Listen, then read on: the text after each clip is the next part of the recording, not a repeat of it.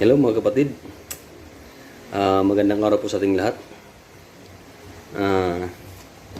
Meron na ba akong tatanong sa inyo?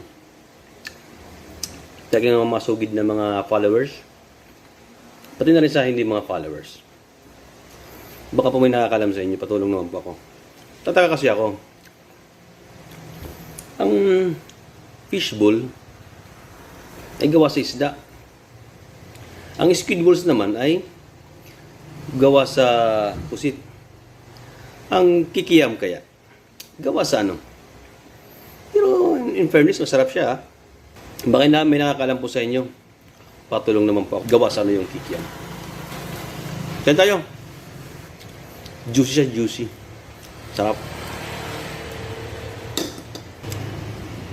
Pa-comment na lang po kung may nakakalam po. Salamat. Kain.